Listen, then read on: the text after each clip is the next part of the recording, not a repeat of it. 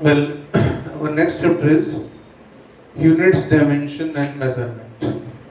देखिए, सबसे पहले एक बात समझते हैं कि मैं एक चीज डिफाइन करता हूँ, physical quantity.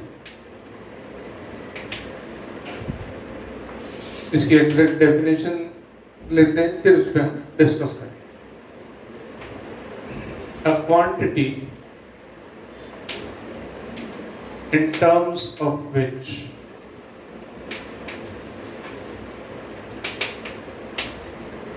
the laws of physics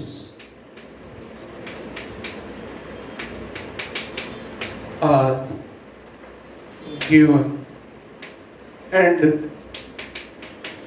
it can be measured. एक बिल्कुल सिंपल सा लॉ लेते हैं। You know very well distance is equal to speed into time. ये सबको अच्छे से पता है। लॉ का एक सिंपल सा फॉर्मूला है। अब यहाँ डेफिनेशन पे हम आते हैं।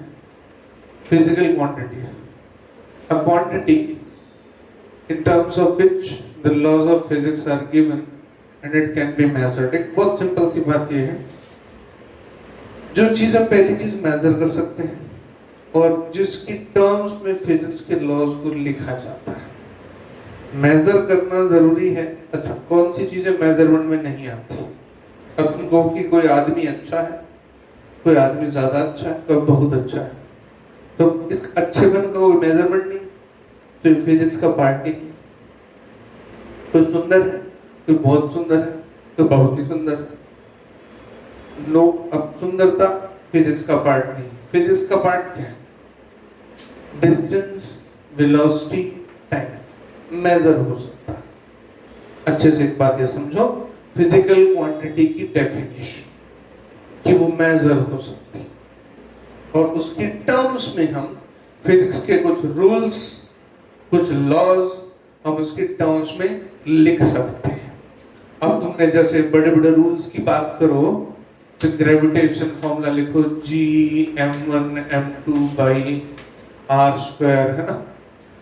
फिर तुम लिखो इलेक्ट्रोस्टैटिक का फॉर्मूला K(q1q2/r²). इसमें जो कुछ भी आ रहा है F(g(m)r), F(k)(q)r), these all are physical quantities.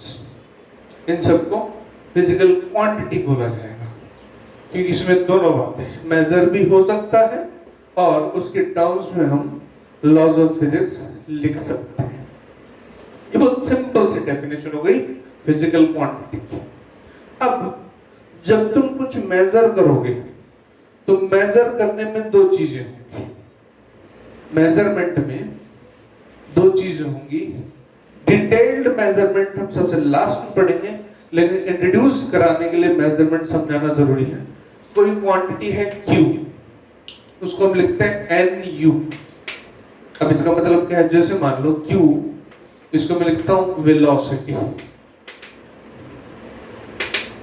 U इसकी यूनिट है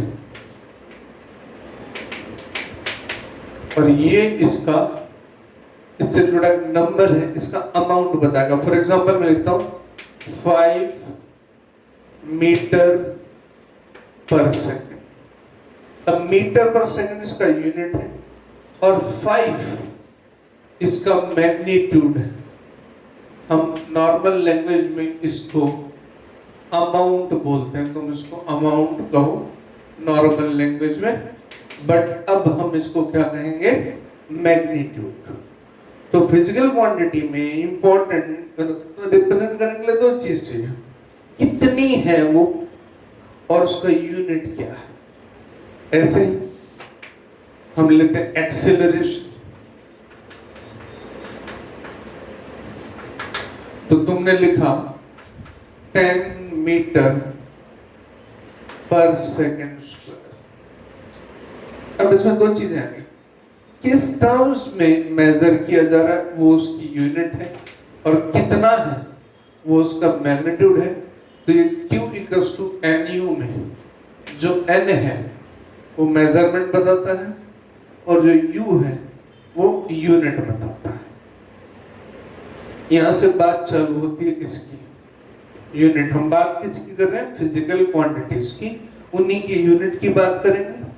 मैग्नीट्यूड बाय डिफॉल्ट क्लियर है, मैग्नीट्यूड नंबर है। डायमेंशंस की बात करेंगे और मेजरमेंट की बात करेंगे। क्लियर? तो अब इस डिस्कशन को आगे ले जाते हैं। यहां तक ये क्लियर हुआ कि फिजिकल क्वांटिटी की डेफिनेशन क्या है, फिजिकल क्वांटिटी हम कहते किसे हैं, उसमें क्या क्या चाहिए। हम बुक्स में जिस तरह से दिया है उस तरह से डिटेल्स में नहीं जाते, हम स्टेप वाइज चलते हैं। देखो ये जो फिजिकल क्वांटिटीज, देखो साइंस को इस तरह से डेवलप किया गया है। ये मत समझो कि साइंस को एक अलग तरीके, साइंस को हमेशा ऐसा डेवलप किया गया है कि बिल्कुल सिंपल, कोशिश ये की जाए कि किसी को भी समझ में आ जाए। तो यहां मैं बात करूंगा फिजिकल क्वांटिटीज। फिजिकल क्वांटिटीज, इसके दो टाइप्स होते हैं। इसके दो टाइप्स होते हैं, तो फंडामेंटल और एक डायरेक्ट। अब ये क्या कहानी है समझो। फिजिकल क्वांटिटी, अभी जैसा मैंने कहा फिजिक्स के लॉज जिसमें देते हैं और मेजरेबल है। अब एक सिंपल सी बात ये समझो, तीन चीजों का नाम लेता हूं, मास, लेंथ और टाइम।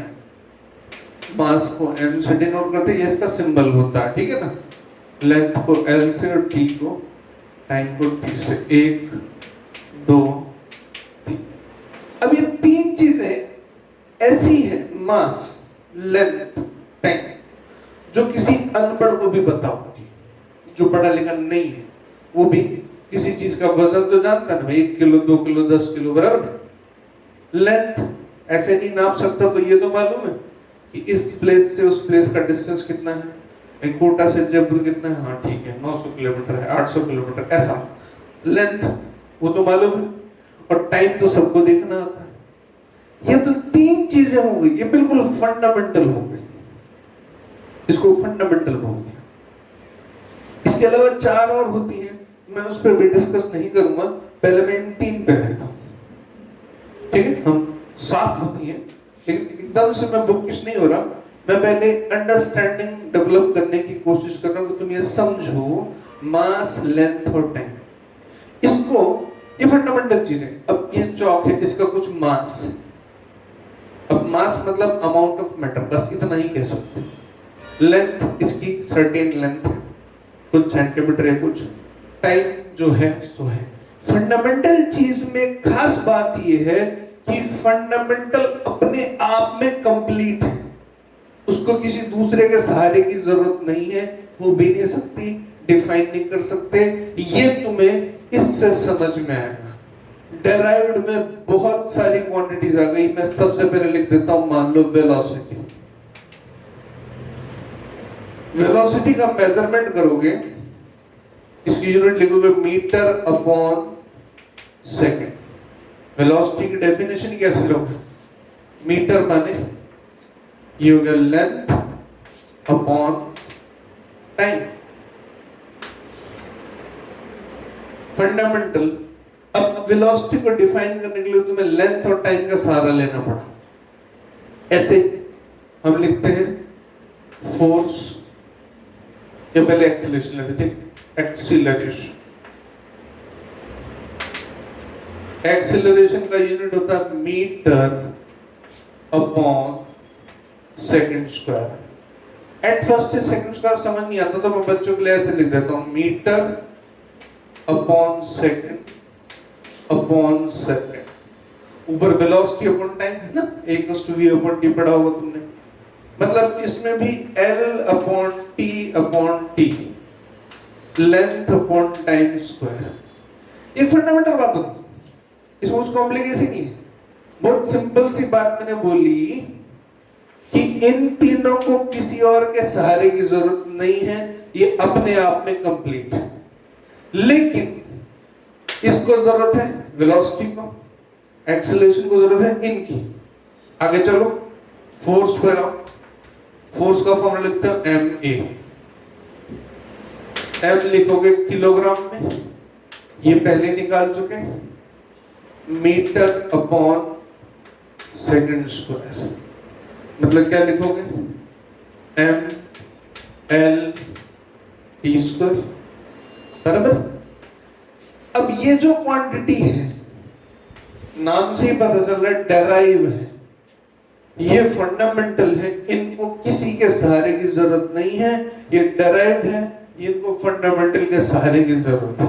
ये बिल्कुल एलिमेंट्री बता रहा हूं मैंने कहा टोटल होती 7, अभी मैं सिर्फ एक इंट्रोडक्शन दे रहा हूं ताकि तुम अंतर समझ सको, तुम डिफरेंस समझ सको फंडामेंटल और डेराइव्ड। अब मैकेनिक्स जो 11th क्लास का हमारा बहुत सारा सेक्शन है, ठीक है, उसमें एक क्वांटिटी और आती है और पूरी मैकेनिक्स सॉल्व हो जाती है, बाकी 12th में आती है, उनका भी मैं नाम लिख देता हूँ। एक रस्म होती है तो रस्म तो पूरी कर देते हैं। देखो ऐसे ही 4th क्वांटिटी है टेम्परेचर, इसको केल्विन से शो करते हैं। अब टेम्परेचर टेम्परेचर है, उसको किसी और टर्म की जरूरत नहीं है, बिल्कुल वैसा। फिर 5th आती है चार्ज, कई जगह चार्ज लिखा जाता है और कई जगह करंट लेते हैं। एक्चुअल और बेसिक तो चार्ज है, लेकिन वो फ्लो करता है तो करंट ही होता है, इसलिए हम करंट लिख देते हैं कई जगह और कई जगह चार्ज लिख देते हैं। करंट का सिंबल एम्पियर होता है, उसको ए भी लिखा जाता है। ये फंडामेंटल चीज है, चार्ज भी एक फंडामेंटल क्वांटिटी है। फिर अमाउंट ऑफ सब्सटेंस, इसकी जरूरत केमिस्ट्री में ज्यादा पड़ती है, ये है mole. Again fundamental. 7th and last luminous intensity. अभी मैं इसके बारे में कुछ ज्यादा चर्चा नहीं करूंगा, तुम सिर्फ नाम भी याद रखो तो काफी रहेगा। 3 बातें, ये 3 अच्छे से दिमाग में रखो, और ये चौथी टेम्परेचर थर्मोडायनेमिक्स में है। ये फंडामेंटल है, बाकी सब जो तुम पढ़ोगे इसके बाद वो सब डेराइव्ड है, इनका सारा लेके उनकी यूनिट बनती है, उनके मेजरमेंट्स होते हैं। Velocity, acceleration, force, momentum, torque, impulse, जितना कुछ आगे पढ़ते जाओगे पूरी फिजिक्स में, उन सबको इनका सहारा चाहिए होता है। प्लस इधर हीट कैपेसिटी, हीट से कंसर्न जो बातें हैं, तो एक बिल्कुल सीधा सा सिंपल सा डिस्क्रिप्शन मैंने यहां दिया है, नथिंग एल्स, बहुत स्ट्रेट फॉरवर्ड बात। चैप्टर यूनिट्स, डायमेंशंस, मेजरमेंट, मैंने बात की पहले। फिजिकल क्वांटिटी किसको कहते हैं? क्वांटिटी मेजर कर सके, मेजर करोगे तो कुछ ना कुछ तो बताओगे ना। 5 क्या मीटर पर सेकंड, 5 सेकंड, 5 मीटर पर सेकंड स्क्वायर, ठीक। इस ढंग से हमने ये इस चीज को समझा, फंडामेंटल और डायरेक्ट, राइट। नेक्स्ट क्लास मैं तुम्हें डायमेंशंस के बारे में बताऊं।